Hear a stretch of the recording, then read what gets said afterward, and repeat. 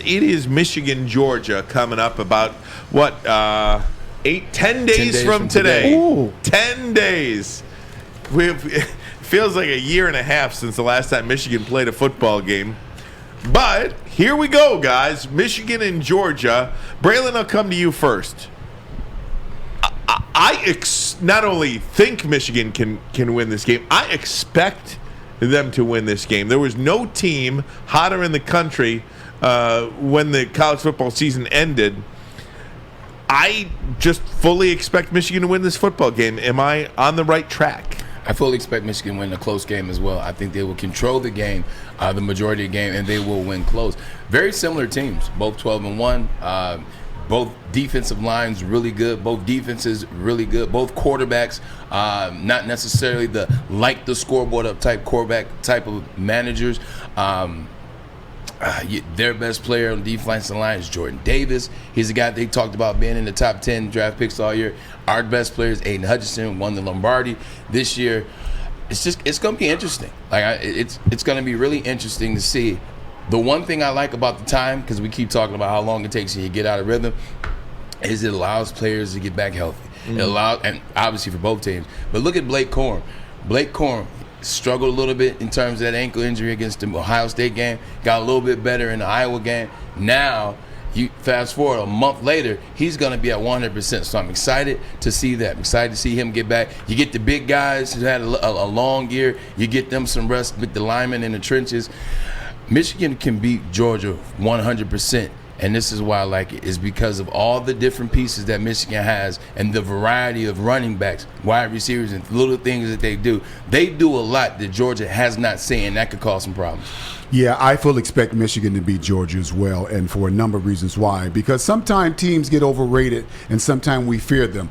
If we think about when Michigan went down to Columbus 4 years ago, we had two pretty good pass rushers on our end that we thought pretty highly of. Ohio State didn't. And Ohio State single blocked those guys the entire game, and they never got close to Dwayne Haskins. So Georgia has these NFL-bound big run stoppers in the middle that everybody's saying, ooh, you can't do that. Are they really that good? We don't know.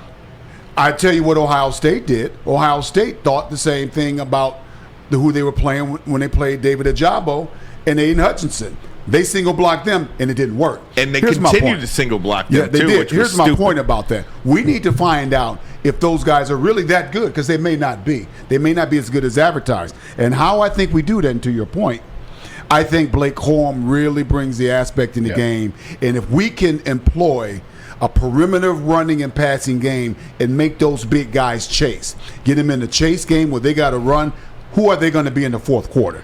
Two players that I need to see have a big game on offense. Two players I expect them to get involved often and early. One you already know, Blake Corum. You just talked to him. He's going to be a world beater for us in that game. He's going to make a heck of a difference. Andrew Anthony Wood, he showed me in that Michigan State game. They haven't gone to him as much since because they have a lot of other players on that team. The way in which he catches the ball, the way in which he runs his routes, the way in which he can get down the field. He's a taller wide receiver, stretch the field a little bit. That'll be key in going against Georgia. The other thing about Georgia nobody talks about, what was their first game of the year, Dan? Who'd they play? Clemson. They played Clemson. Yeah. What was the final score? 10-3. Yeah. Clemson's not good. No, they're not. Clemson's not a good football team. No, they have one good win this year, and it was against Arkansas.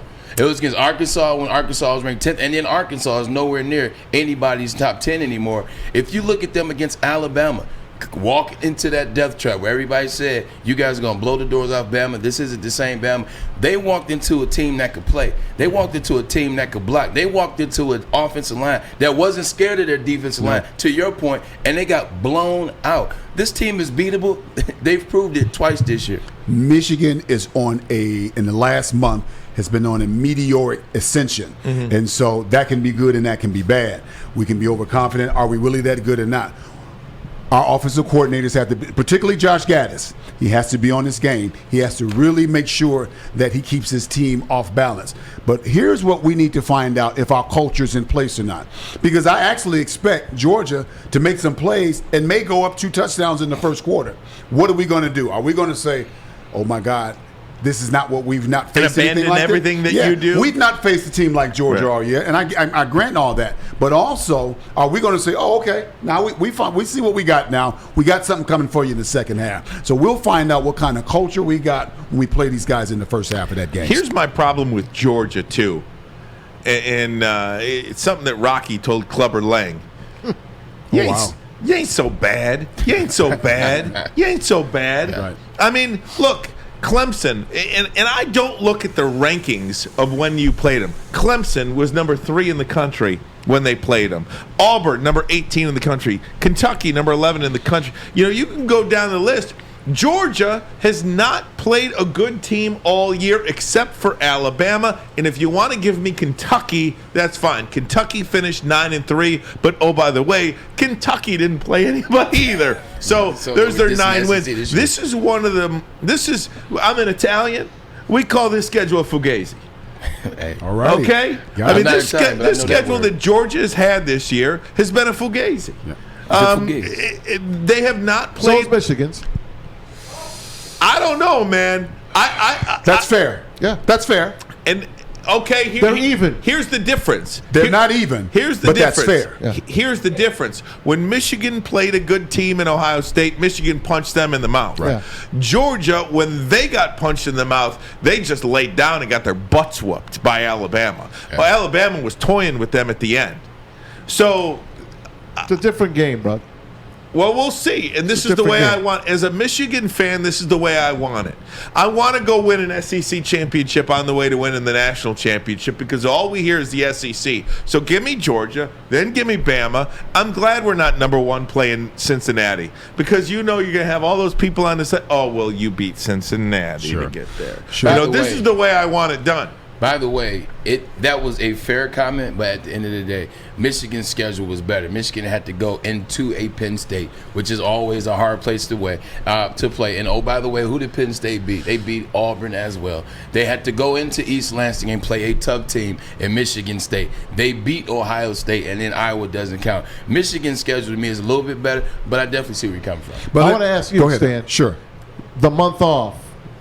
Don't you think it hurts Michigan more than it hurts Georgia? I think so. Well, I think it hurts a program that is not used to going into the playoffs. And if you don't know how to manage, I'm sure Jim Harbaugh is probably, if in his relationships with teams who have had to manage that time off, do we overwork them? Do we underwork them? Are they going to be tired going into the game, or are they going to be rusty going into the game? Are their time and rhythm going to be off? That's where coaching comes into play. But let me say something, guys, and I really, guys, want you to really pay attention to this. Everybody that starts for Georgia is not a 5-star. Everybody that starts for Georgia is not all SEC. Everybody that starts for Georgia is not going to the league. So everybody look at that as an SEC team, oh, wow, they have some weak spots in there, and we need to exploit them. There are a bunch of players on Georgia team that would not start in Ann like Arbor, that. Michigan. Georgia has 2 All-Americans. Guess how many All-Americans Michigan has? 2. Let's get this party started. Yeah. Ermanni and Edwards. Woodward Sports Network, the bottom line. You've reached the end of the video. You know what you should do? Press like. You know you like the content that we have here at Woodward Sports Network. I'm Braylon Edwards from the bottom line. Subscribe to us right now.